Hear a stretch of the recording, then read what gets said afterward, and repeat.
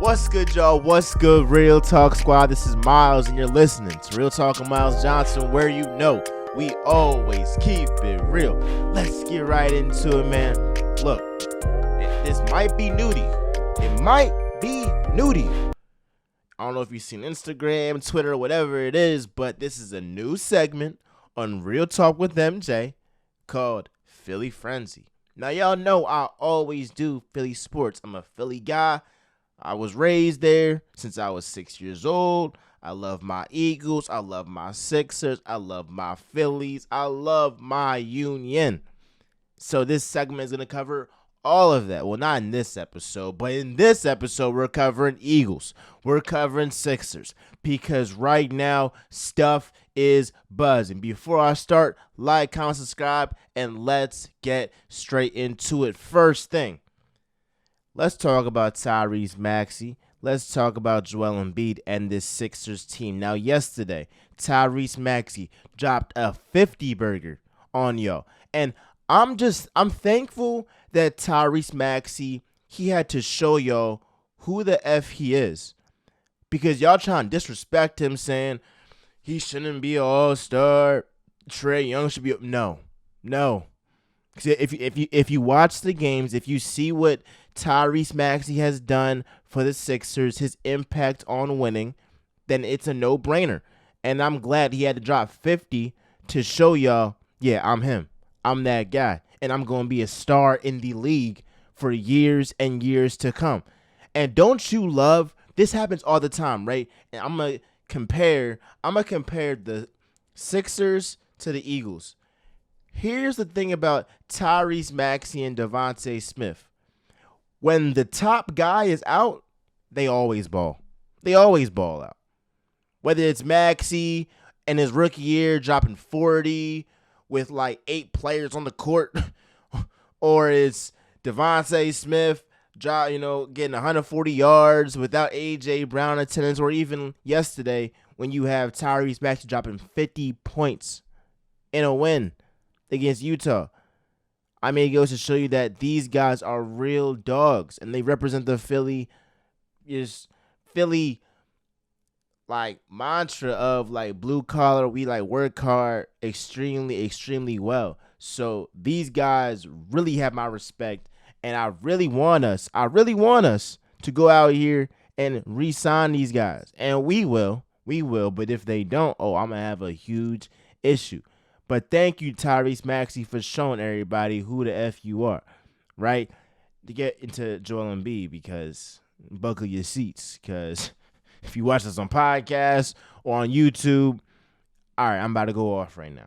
So what happens, let's go do some context. So Joel Embiid, he had to miss several games for like a knee injury, right? And he's been playing at an MVP level. He's been playing the best basketball ever in his career. I'll give him that. He's been amazing. The best player in the world up to this point in the regular season. Might I add. All right? Then, he gets his injuries as he's accustomed to do. And he gets some backlash because not even 15 minutes before the Nuggets game, the same stadium or same arena that he hasn't played in 4 years, he's not playing. He said he's on the injury report. So this drew a lot of flack from everybody. Embiid's ducking, and the league is huge on this low management stuff. So the next game, the Sixers are on their road trip. They play the Golden State Warriors. I believe it's on ABC. What happens? Joel Embiid is in the game. He looks sluggish, not really himself. I think he had 15 points, 5 to 18 shooting. He wasn't very, very good, and you saw that he wasn't right. And then Jonathan Kuminga ends up sitting on his knee. And guess what happens? This guy tore his meniscus. Now they're going to do some treatment and try to see what the next steps are, but there isn't a definite timetable of when he's coming back. So this brings me to what I'm about to rant on and what I'm really pissed off with. There's a bunch of people that's at fault for this Joel Embiid situation. Number one, the Sixers medical staff. They might be the worst in the league. They're flat out terrible. Flat out terrible. It's disgusting. It's disgraceful. It's shameful. Because I get Joel Embiid wanting to be like, all right, I want to prove to everybody that I can play. I want to be eligible for the game. So we don't talk about that. But you have to, as a medical staff, save your player from himself. Because there's bigger fish to fry than an MVP. I'm sorry, it just is. The Sixers, they want to, at the very least, get to the Eastern Conference Finals. At least that. But the real goal is a championship. And chasing MVPs is not getting the Sixers any hardware. It's not. So I'm appalled that the Sixers medical staff would clear this guy to play when you know the guy isn't right. This is your franchise. This is a guy who is injury prone. So if it comes down to he plays 60 games, I would rather Joel Embiid play 60 games, miss the MVP, but know that, oh yeah, he's going to be 100% or at least somewhere close to it come playoff time. So the Sixers have the best chance to get to a championship and compete for one. But I'm tired of the BS every single year. Embiid balls out. Then at the tail end, around springtime, he starts getting injured. He starts getting tired. And then it goes into the postseason. And then he's not the same guy that he was in the regular season. I'm tired of it. And here's the thing, too, with Joel Embiid. I'm pissed off at him, too, and I've said this, and y'all might be upset with it, but I don't care about it at all. Joel Embiid should be traded. If I'm the Sixers, if I'm Daryl Morey, this is the last straw. I'm trading him. I'm sorry, I'm in New York. They gonna be honking, bro. But look, Joel Embiid needs to be traded because I'm tired of every single year it's the same thing. What happens? He balls out in the regular season. Then come the springtime or around playoff time, he gets injured. Now the Sixers have a built-in excuse as to, why they didn't pan out, why things didn't pan out. And now they're back to square one the next season, doing the same exact cycle. So what's insanity, y'all? Doing the same exact thing, expecting different results. I am so sorry. I don't know what is going on with this. I mean, I'm in Manhattan. I'm in Harlem. You'd feel me? But I want to backtrack and really say Joel Embiid needs to be traded because it's the same cycle. Insanity is doing the same thing over and over and expecting the same result. If you keep bringing this guy back, having him have great regular seasons, and then he's going to get injured, and he doesn't perform to the best of his abilities in the postseason, what's the point of having the guy? You're just going to be in no man's land. You have a stud in Tyrese Maxey that you can build around, and if you trade Joel Embiid, when he's playing at this top-tier elite level, you're going to get a haul for him. A haul that you can use to build around Tyrese Maxey. But where y'all at right now, it's not going to work. It's not going to work. It's simply not going to work. I'm just tired of it. I'm tired of it. Like, every single year it happens. Every year. What happened last year? He was limping in the postseason. He had some good games.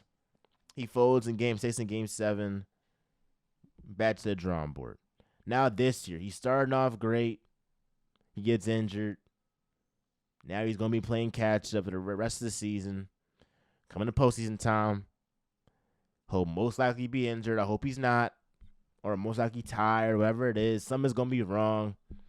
And the Sixers, yet again, fold, right? So I'm getting tired of it, bro. I'm getting tired of it. And you at a point where you got to just cut loose and say, yo, we might just be better off trading this guy, getting a huge package for him, than doing the same thing over and over, expecting the same result.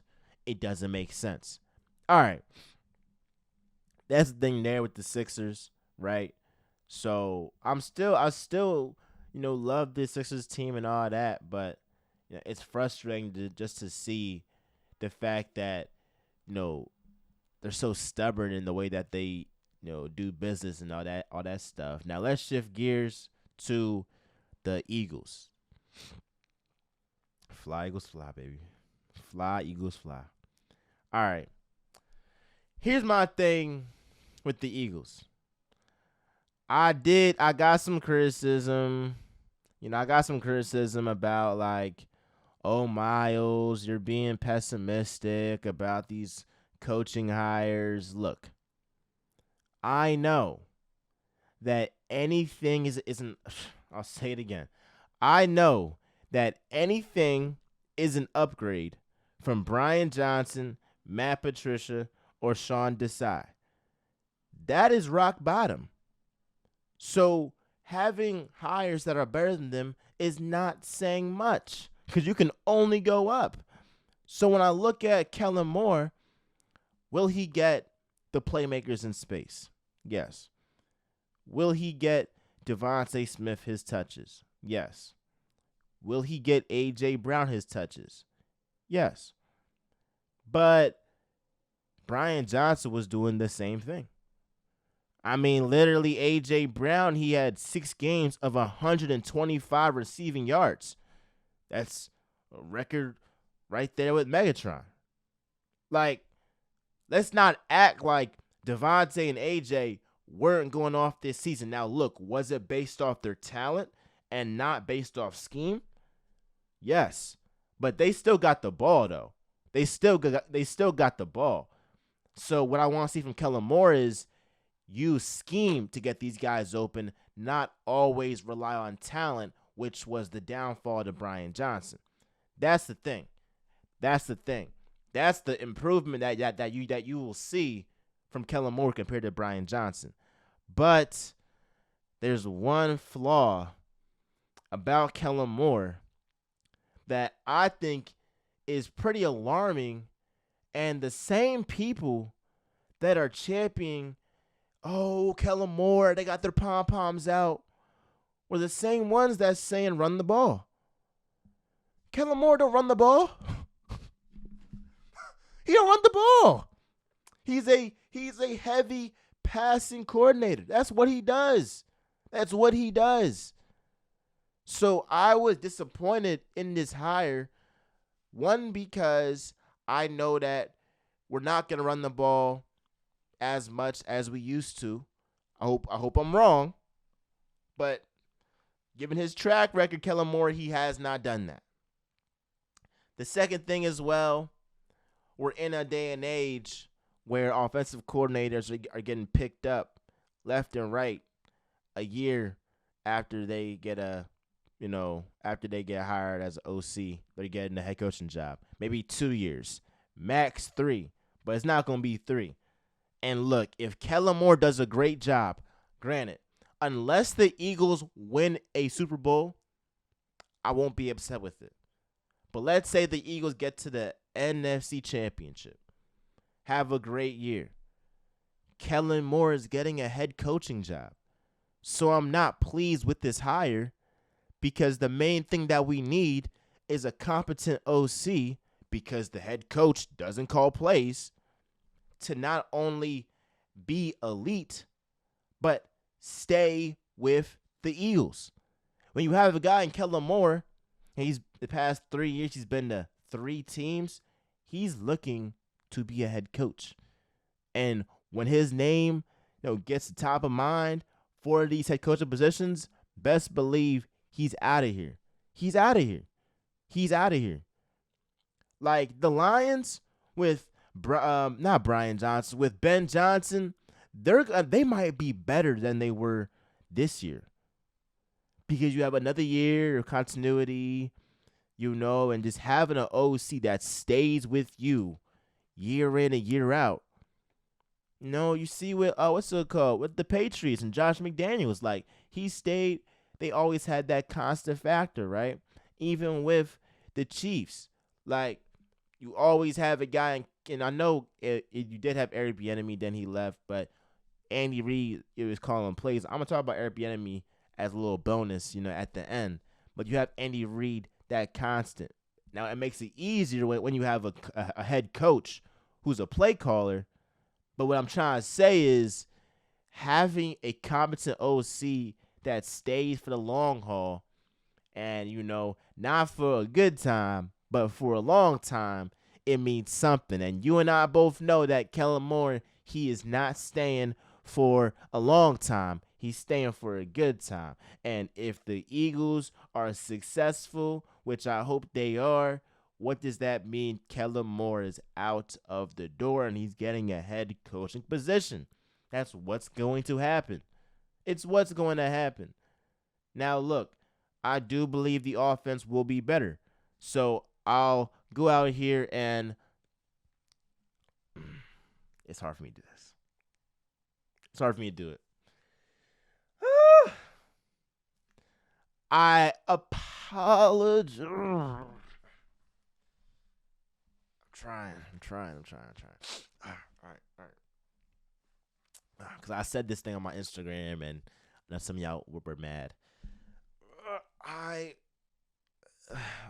apologize for saying that he sucks.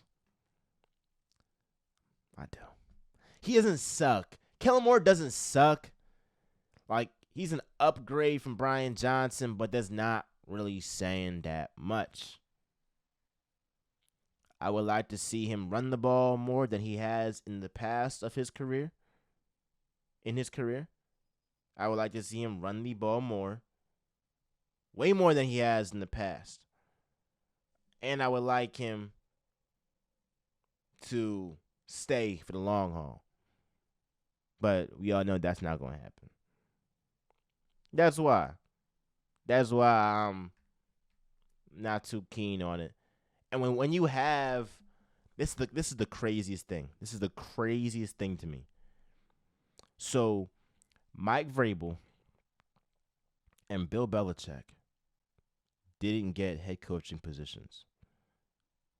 And the Eagles didn't swoop any of those guys up. That's crazy to me. That's so insane to me, bro. Like,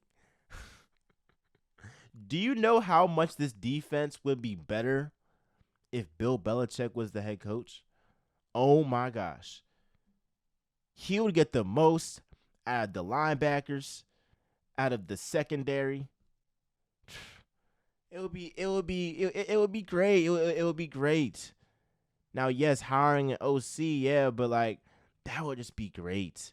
I saw something that, if Nick Sirianni didn't agree to firing his staff, that they would have fired him and got Bill Belichick. And that's alarming as well, because that's proof that your head coach is a yes man. Look, it proves my point that the reason why Doug Peterson, why he got fired was because he wasn't going to fire his coaching staff. He's like, shoot, I'm a Super Bowl winning coach. Give me my respect. I can have a losing season. I just won the Super Bowl. And they went ahead and fired my guy. I'm not for that. But he was like, I'm not doing this BS. I'm better than this. And they ended up firing him with Doug because he's not no yes man. He's not going to kiss anybody's ass. I respect that. Nick Sirianni, I don't get that vibe. Bro. I do not get that vibe from him. Do you think that defense, all these guys that Vic Fangio is getting, are Nick Sirianni's guys? No. He don't got no say. Nick Sirianni has no say in anything that's going on. Nothing. Nothing. It's actually hilarious. Like, literally, he's just a guy. He is just a guy. And you're in a bad position when the front office doesn't believe in the coach anymore. They won't say it, but they don't believe in the coach anymore because they stripped him from all his power because they were like, look, you got to prove yourself. That was the thing that really was like, huh? When Nick Sirianni said in the press conference, he was like, I have to prove myself again to Jeffrey Lurie. That literally shows, yeah, my boss is not happy with me. Like, my boss, my days might be numbered if I don't get this right. Like, that's not good to know. It's just not good to know that the head coach is walking on eggshells coming into the season. Like, it's just not good to know. I would rather just start over. You have two great head coaches in Mike Vrabel, Bill Belichick. But, hey, let's just say Bill Belichick or Mike Vrabel, they're still available, and the Eagles, I hope it doesn't happen, but they do well, they do bad, then they could end up making that change. But here is the worst case scenario for the Eagles next season. It's for them to get to the NFC Championship, lose, Kellen Moore leaves, and you're still stuck with Nick Sirianni. That's the worst possible case scenario. Now, look, if the Eagles win the Super Bowl and Kellen Moore gets a head coaching job, I'll be cool with that. Let me say that darn again because, I do stutter. Look, if the Eagles make it to the Super Bowl, Kellen Moore, he can leave. Thank you. I appreciate your 1-year service. Thank you very, very much. But losing in the NFC Championship does nothing for me. Nothing for me. If the Eagles have a bad season, what's going to happen? They're going to clean shop. Nick Sirianni is out, which, again, I love that. I love that. So you talk about it's 3 scenarios. The Eagles winning the Super Bowl. Best case scenario. The Eagles having a terrible season or underachieving season.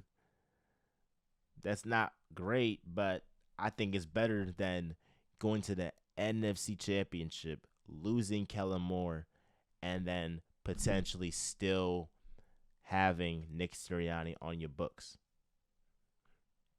I'm just not for that. I'm not for that. Let me know what you think down below in the comments. I do like Vic Fangio. I feel like he has great connections. I feel like our defense will be exponentially better. And I have full confidence that he'll get the most out of these guys, man. I feel like he will. I look forward to what Nakobe Dean does next season. He's a dog, bro. No pun intended, but he really is a dog. And he's going to see. I need Howie to pair him up with a stud at linebacker so they can go to work. But you can't be, neglecting the linebacker position when you see now, literally in the playoffs, all of the great teams have great linebackers that are getting stuff done, game in and game out. Come on now. That guy Fred Warner, Greenlaw, oh my gosh, those guys are freaking animals, bro. Animals. All right, bet. Let me also say, at the end of this little bonus thing, let's talk about this Dan Quinn to the Commanders hire. It's a win-win. It's a win-win. Because guess what? I believe the Cowboys, their defense will be worse. And then the Commanders, with Dan Quinn as their head coach, they'll be bad too. So the NFC It's still going to be the Eagles. It's still going to be ours. It's still going to be ours. It's a win-win for the NFC East. A win-win. A win-win. Now, when you talk about Dan Quinn getting a head coaching job, I'm pissed off. I'm pissed off because Eric Bieniemy literally could have and should have been the heir apparent to Ron Rivera. You have a guy that has been there, done that, has a proven track record. His team missed him this season, and we saw it clear as day, the Chiefs, at least in the regular season. What I'm saying is Eric Bieniemy has the track record, the cachet, the resume to go out here and be the Commanders' next head coach. Versus how do you hire Dan Quinn as your head coach when he let up 50 points to a rookie in his first playoff game? My fault. I'll take that back. How do you hire a guy in Dan Quinn that literally gives up 50 points to a guy in his first playoff game? It's disgraceful. How does this happen?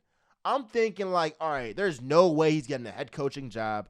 He's going to end up, just going back to Dallas because don't nobody want their head coach to be him after that performance in the playoffs. I was wrong.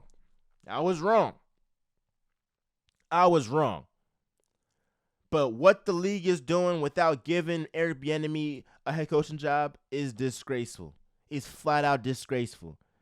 And you've seen it time and time again. It's that certain demographic that, gets that edge up on, brothers like that have really shown and deserve to be head coaches in this league. I'm happy for the Patriots, hiring a black head coach. I'm happy that the Falcons got Raheem Morris, right? Those are great hires. Antonio Pierce, great hires. The league is definitely moving in the right direction. But the league has botched this Eric Bieniemy situation. And if nobody's going to say it, if nobody's going to stand up for this guy, root to the Qs, I'm going to say it because this is what we do. We always keep it real. Be sure to like, comment, subscribe, do all that jazz. I want to just give y'all that little bonus because it does relate to the Eagles too, bro. I mean, you got, a guy who probably should be the head coach and might have made our lives a little bit harder, but heck, it's like while I'm upset that they hired this guy in Dan Quinn, at the same time it's like, well, thank you, because he's gonna help the Eagles out a lot on the Commanders, and also the Cowboys will miss him. I love y'all. Peace. It's Philly Phrenzy, all Philly sports. Love y'all.